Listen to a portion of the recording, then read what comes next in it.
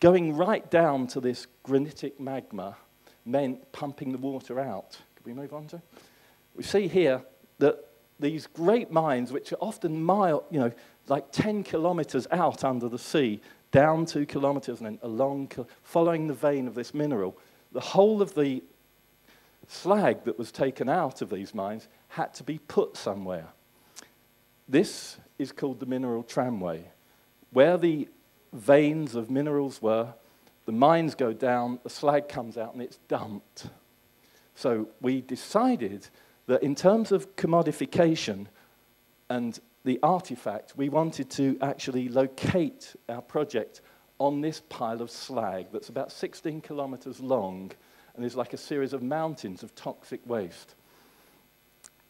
The coast of Cornwall, which we looked at earlier, there's a north coast and there's a south coast. The coal to pump the water out of the mines was brought into the north coast.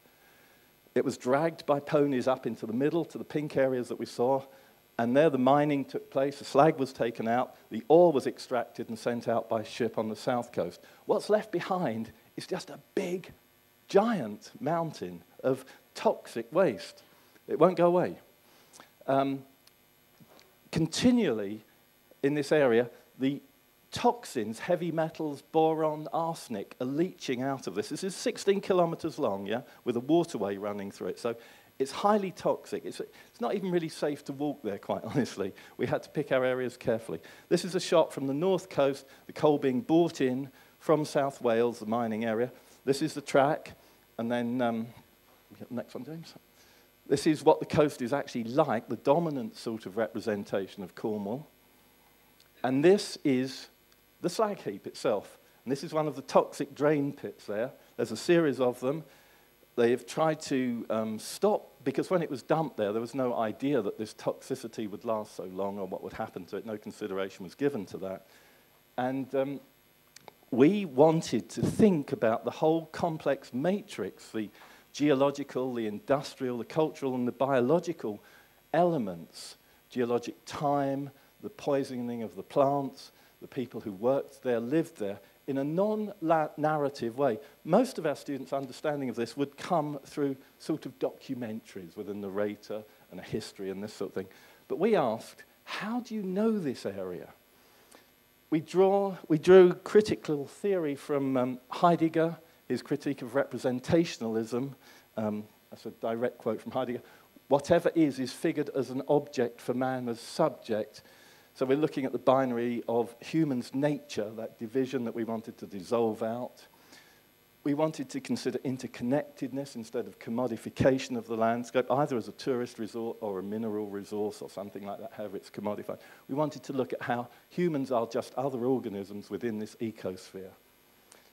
To discourage the sort of conventional media practice that a lot of our students had in their mind to make a documentary or something like that, we actually put blockages in place.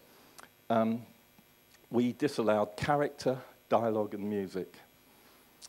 And we set the research question, without resorting to dialogue, character, or music, how do we know the mineral tramways? One of the problems with teaching undergraduates, where you try to teach praxis, is this integration of theory and practice, is that most of them really don't want to read a lot of books. And we actually had this problem of getting people to read Felix Guattari's Free Ecologies. And is what we did, we chunked it down into little bits, and we got them to handle this theory, complex theory, by relating it to their life worlds, their understandings in this project. Terms like singularization, ethico-aesthetic, projection, introjection, subjectivity. We went through theories of projection and introjection through Freud and Lacan, and how Cornwall was created as an other. Could we move on, James? These ideas of Cornwall as a very primitive place through the Newlyn School paintings of fishermen and manual workers, when in fact, when this painting was made, it was at the peak of the Industrial Revolution with science and technology. I'm going to hand over to James now, who dealt with the actual workings of the project in the field. Yes, thanks. I'll just say a little bit about the kind of practice method. We wanted to offer the students a kind of alternative production pathway to get them a little bit out of working predominantly with video cameras and sound recording. The way we did this was to initially put on some data capture workshops to introduce them to ways in which they could capture a different type of information in this territory instead of going into forms of representation straight away.